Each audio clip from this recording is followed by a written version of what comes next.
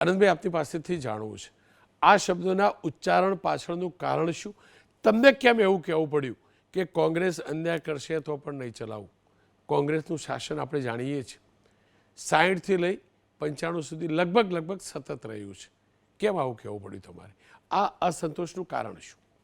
નમસ્તે રોનકભાઈ, ખરેખર તમને ખૂબ અભિનંદન કે આદિવાસી સમાજ સાથે અન્યાય જે થઈ રહ્યો છે એના વિરોધમાં ન્યાય મેળવવા માટે તમે જે ઝુંબેશ ચલાવી છે એના માટે ખૂબ અભિનંદન. મારે આ વાત એટલા માટે જ કહેવી પડી કે છેલ્લા 30 વર્ષથી ગુજરાતમાં બીજેપીનું શાસન છે.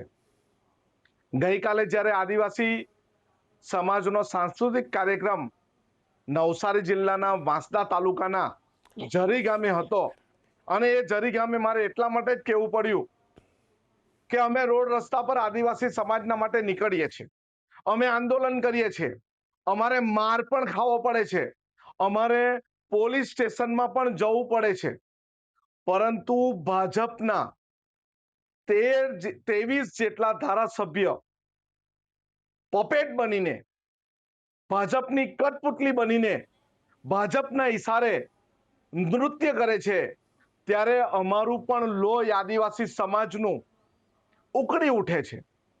અમે તો જાહેર મંચ પરથી કહીએ છીએ કે અમે અમારો પક્ષ જ્યારે અન્યાય કરે ત્યારે અમે પક્ષ છોડવા તૈયાર છે, પણ 23માંનો એક પણ આદિવાસી ધારાસભ્ય હોય કે 4 જેટલા સાંસદ હોય, એમનામાં કહેવાની તાકાત નથી કે આદિવાસી સમાજનું અહિત ભાજપ સરકાર કરશે તો અમે છોડી દેશું.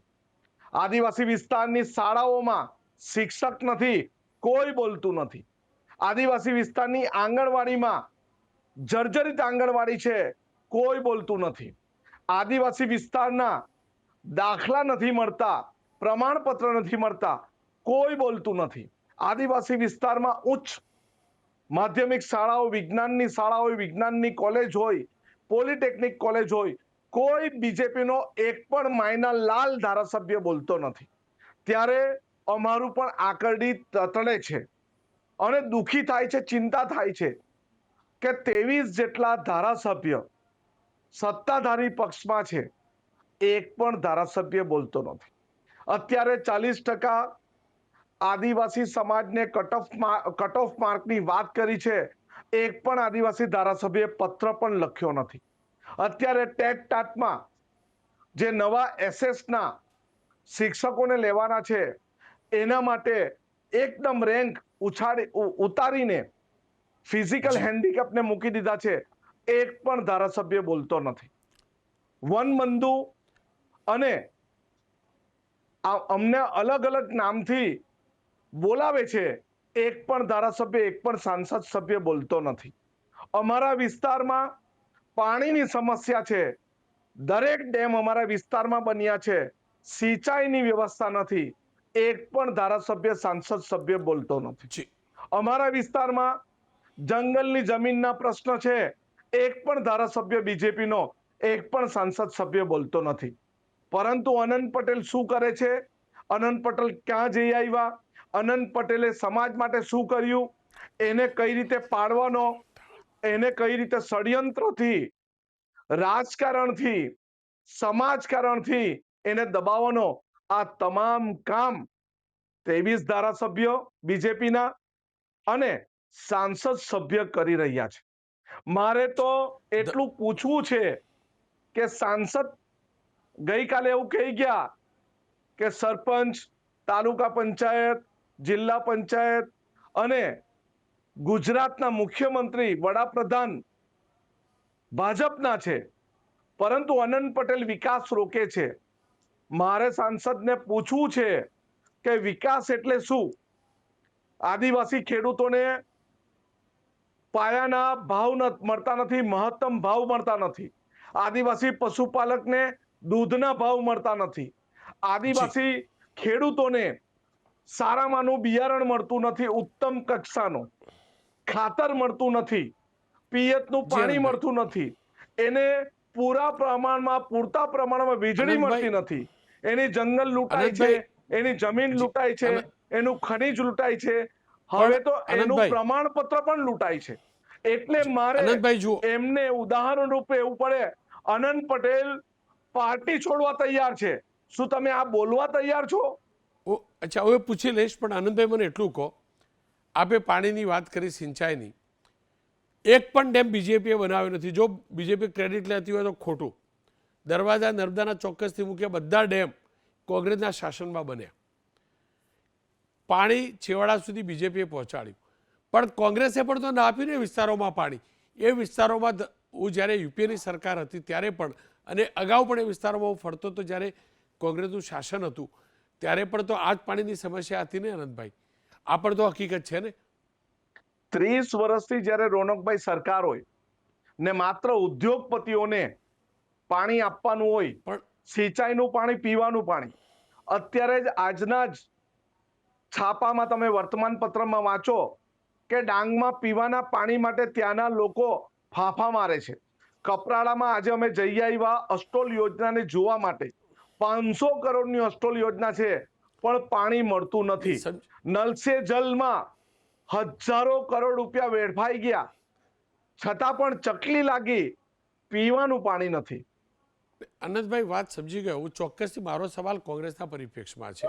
જો કોંગ્રેસને હાલ સવાલ કરવાનો કોઈને અધિકાર નથી, કારણ કે શાસનમાં નથી, અને ઓલવેઝ શાસક પક્ષે સવાલ પૂછાય એ પણ હકીકત છે. પણ કોંગ્રેસના શાસનમાં પણ આદિવાસીનો હક નથી મળ્યો આનંદભાઈ, એ તો હકીકત છે.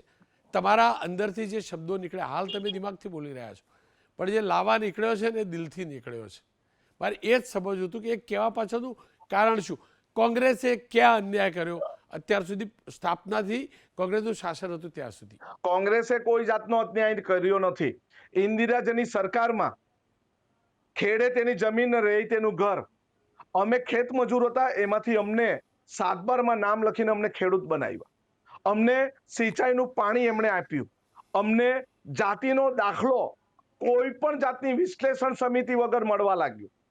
અમને મફત શિક્ષણ પૂરું પાડ્યું. અમને મફત મધ્યાહન ભોજન પૂરું પાડ્યું. આ જ કોંગ્રેસે અમને જંગલની જમીનનો કાયદો આપ્યો. આનંદભાઈ, તો આવું કેમ કહેવું પડ્યું? મારે આટલું સહ પક્ષ છોડી દઈશ, અન્યાય કરશે તો શાસનમાં નથી, રોનકભાઈ, મારે બરાબર, તો તમારે કેવું કેમ પડ્યું કોંગ્રેસ? એનો મતલબ ક્યાંક તમને અંદરથી દુખતું તો હશે, ક્યાંક એવું તો નથી ને? ચૈતરભાઈ સાથેની તમારી મિત્રતા, એના કારણે તમને હવે લાગવા બી લાગ્યો કે એગ્રેસિવલી ચૈતરભાઈ એમની પાર્ટી મુદ્દા ઉઠાવે છે, અને કોંગ્રેસ આદિવાસી માટે મુદ્દા ઉઠાવતું નથી જે ઉઠાવવા જોઈએ. રોનકભાઈ, એટલા માટે મને દુઃખની સાથે કહેવું પડ્યું, જે પાર્ટી બેન લાવીને અમારા લોકોને, આદિવાસી સમાજને નચાવે છે, બરાબર, નશાખોરીના રવાડે ચડાવે છે, અને એ જ પાર્ટીના 23 જેટલા આદિવાસી ધારાસભ્યો, 4 જેટલા સાંસદ સભ્ય એ આદિવાસી સમાજના માટે એક પણ પ્રશ્ન ઉપસ્થિત કરતા નથી. અને એના માટે અમને હૃદયમાં દુઃખ છે કે મારા આદિવાસી સમાજના ચૂંટાયેલા બીજેપીના ધારાસભ્ય પોપટ બનીને બોલે છે, કઠપુતલી બનીને બીજેપીનો ડાન્સ કરે છે. ત્યારે મારે એમના પરિપ્રેક્ષમાં આવીને બોલવું પડ્યું કે હું પક્ષના પાટિયા છોડવા તૈયાર છું. તમે ખાલી બોલો તો ખરા પણ કે બીજેપી, તમારો પક્ષ તો, બીજેપી, તમારો, રોનકભાઈ, બીજેપી જો આદિવાસી સમાજને અહિત કરશે, કોઈ પણ પ્રોજેક્ટ આદિવાસી વિસ્તારમાં લાવશે, તો અમે બીજેપી પાર્ટી છોડવા તૈયાર છે. એવું તમે આ ભાઈને પૂછો તો તમને ખબર પડશે. હું પૂછી લઈશ. મને બીજો જવાબ આપી દો. રોનકભાઈ, જો છોટુભાઈ વસાવાના પુત્ર મહેશ વસાવા કોંગ્રેસમાં આવ્યા, પણ અનેક કોંગ્રેસના આદિવાસી નેતા કોંગ્રેસને છોડીને પણ ગયા છે. આ પણ તો હકીકત છે ને. જો કોંગ્રેસ સારું કરતું હતું ને બીજેપી સારું નહોતું કરતું, તો અનેક આદિવાસીઓ છોડી કેમ કોંગ્રેસ? હજારો આદિવાસી યુવાનો કોંગ્રેસ સાથે જોડાય છે. આમ આદમી પાર્ટીના બી કોંગ્રેસમાં જોડાય છે, બીજેપીના બી જોડાય છે. વાત, રોનકભાઈ, વિચારધારાની છે. વાત લોભ લાલચની નથી. અત્યારે જે જીતુભાઈ જોડાયા, શેના માટે જોડાયા? અત્યારે જે અશ્વિનભાઈ કોટવાલ જોડાયા, શેના માટે જોડાયા?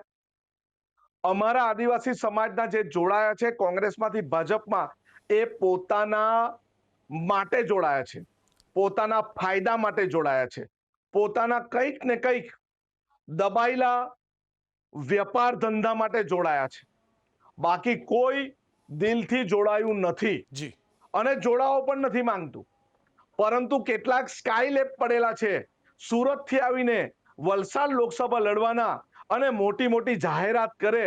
અમે ગઈકાલે એમના જ ગામમાં 10,000 કરતા વધારે આદિવાસી સમાજના આગેવાનો સાથે મીટિંગ કરી અને જાહેર સભા કરી અને અમે જાહેરમાં બોલતા અચકાતા નથી કે આદિવાસી સમાજનું મારી પાર્ટી જી. અહિત કરશે, અમે પાર્ટીના પાટિયા છોડવા તૈયાર છે, પક્ષ છોડવા તૈયાર છે. એક પણ આ ભાઈ બોલવા તૈયાર છે.